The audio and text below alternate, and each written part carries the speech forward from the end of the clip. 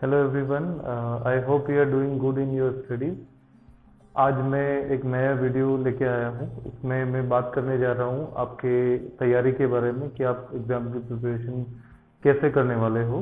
जैसा कि आपको पता है कि इस बार कोरोना वायरस की वजह से आपके सिलेबस में रिडक्शन हुआ है। कुछ 30% सिलेबस सीबीएसई की तरफ से कम किया गया है। तो ये एक्सपेक्टेड था कि आपका जो क्वेश्चन पेपर है उसका फॉर्मेट भी चेंज होगा।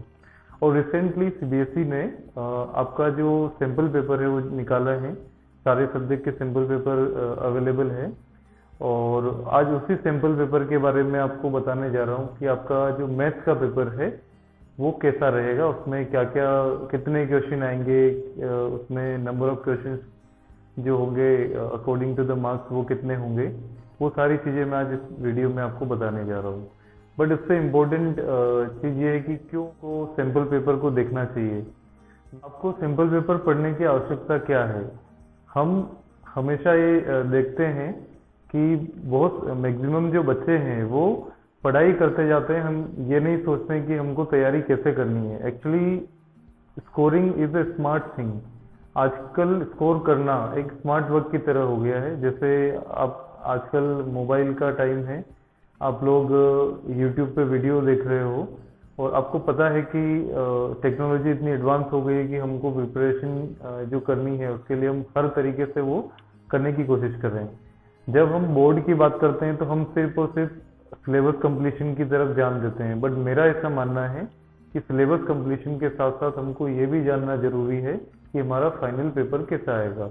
मीन्स हम पूरे साल भर तैयारी करते रहें और आखिरी के 3 घंटे क्या होंगे वो अगर हमको नहीं पता है तो हम टाइम मैनेजमेंट या बहुत सारे ऐसे इश्यूज होते हैं एग्जामिनेशन के टाइम पे, जिसके बारे में मैं टाइम टू टाइम मेरे वीडियोस के थ्रू आपको बताता रहूँगा।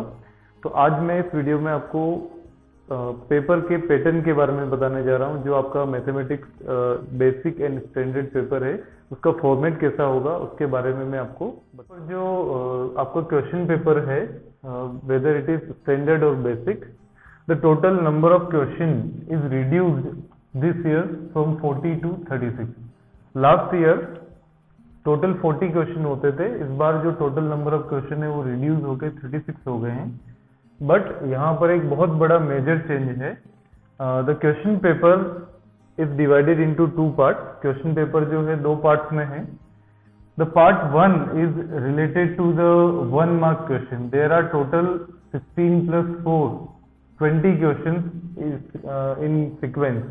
But when we go through all the questions, in all these are 32 questions. 16 questions which are direct question of 1 mark each.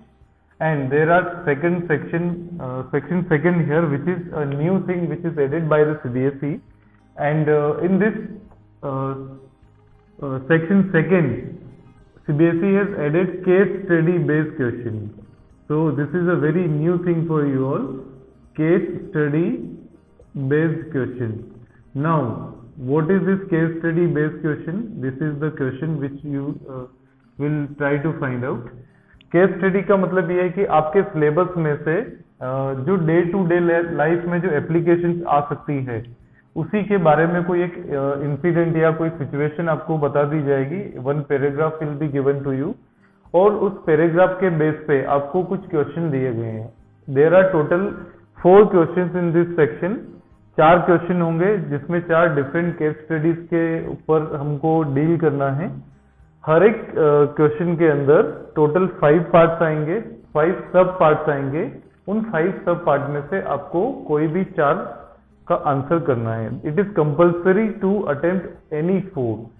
So if you know the answer of any 4 it is okay, but if you know the answer of all 5 question then you should go for the best accuracy question. Means आपके पास 5 question है, 5 के answer आपको पता है, but आपको वो 4 question करने हैं जिसमें आप सबसे ज्यादा कॉन्फिडेंट है कि वो सही है। तो यहाँ पर टोटल 4 क्वेश्चन होंगे। 1 मार्क के हर एक सब पार्ट को आपको अटेम्प्ट करना है। उसमें से 5 में से 4 आप अटेम्प्ट करेंगे और ईच सब part will be carrying 1 mark. तो हर एक क्वेश्चन के 4 मार्क्स होंगे। तो in all if you talk about 1 mark question, यहाँ पर टोटल 16 क्वेश्चन जो है वो डायरेक्ट 1 मार्क के हैं, और नीचे सेक्शन सेकंड के अंदर केस स्टडी बेस्ड क्वेश्चन जो है उसमें 4 क्वेश्चन है, और हर एक में 4 सब पार्ट्स हैं. So in all these are again 16 questions. So 16 and 16, there are total 32 questions which you have to answer here, and each one carry 1 mark each, means 32 marks के सिर्फ और सिर्फ 1 मार्क के क्वेश्चन इस बार आपके पेपर में आएंगे. So in short we can say, अगर आपको पासिंग मार्क्स स्कोर करने हैं तो आप सिर्फ और सिर्फ सेक्शन फर्स्ट पार्ट ए के सेक्शन फर्स्ट और सेकंड से ही स्कोर कर सकते हैं. So but to score good marks we have to concentrate on this part B, which is having only 6 plus 7 plus 3 question, means in all there will be 16 more question which you have to answer. Now in part B there are 3 type of questions. First is very short answer type question, second is short answer type question, and third one is long answer type question. So here the number of questions are different. Like very short answer type question जो है वो आपके पास 6 question होंगे, short answer type question में आपके पास 7 question होंगे, and long answer type question में आपके पास 3 questions होंगे. As you know, long answer type question means it will be a lengthy question. The answer will be very lengthy. So it will be some word problem, or one special chapter we have, that is trigonometry. So hopefully this, out of these 3 questions, 1 question is definitely from trigonometry, and that is 2 from chapter 9, that is applications of trigonometry. Now let us come to the very short answer type of questions here.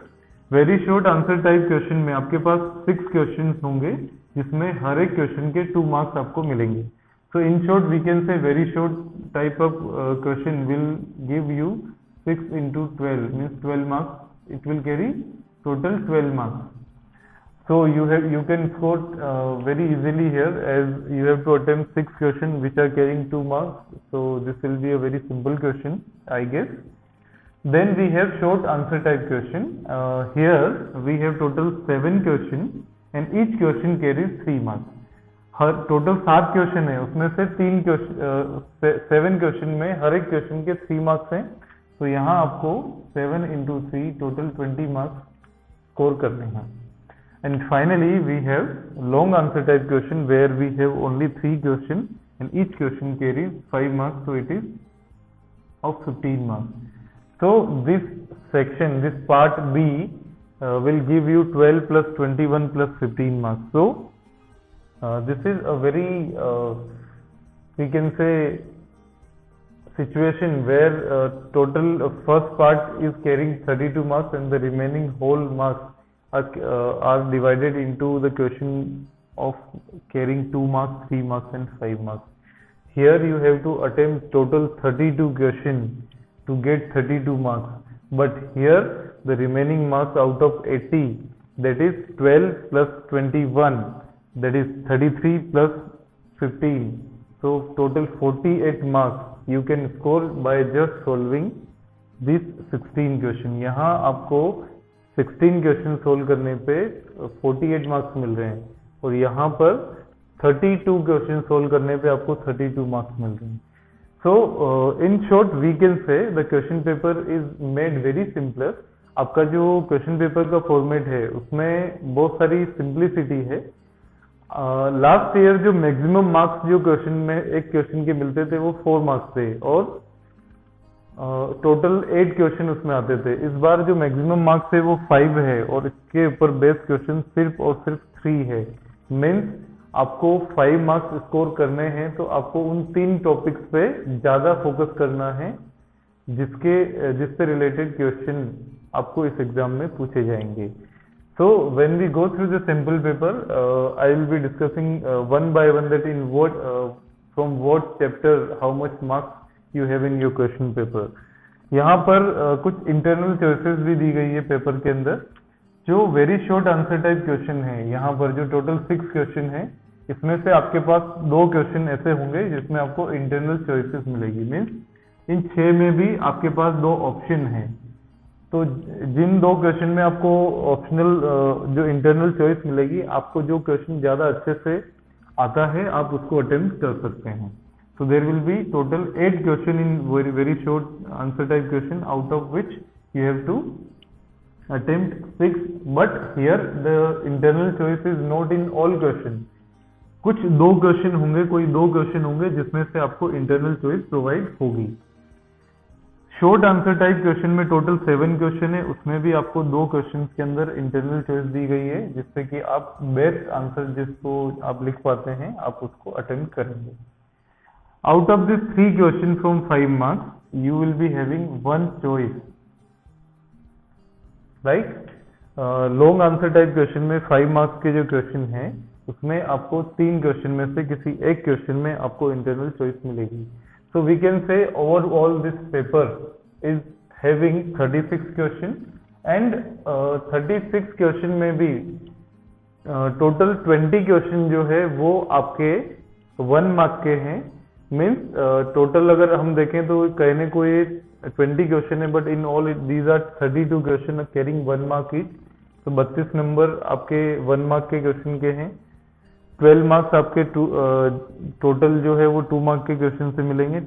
21 marks आप 3 marks के question को solve करके पाएंगे और 15 marks जो है 5 marks के question solve करके आपको मिलेंगे। So this is the format issued by CBSE this year. In your examination you will be attempting in the year 2021, most probably in the February or March. So this is the whole format of the question paper.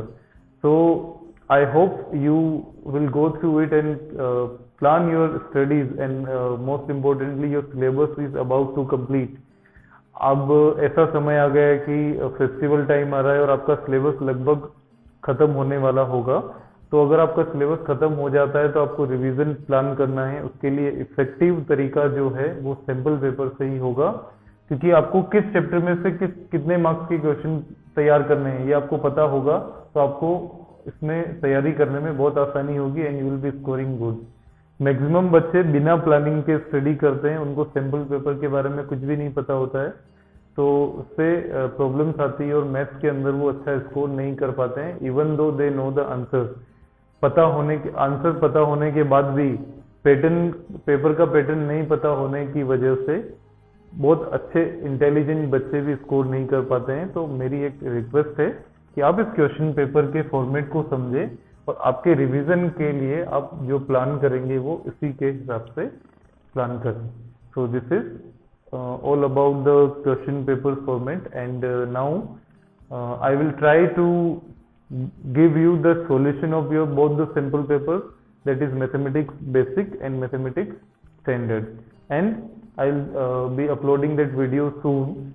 So I hope you are liking it. Please share this video with your friends and ask them to subscribe my channel.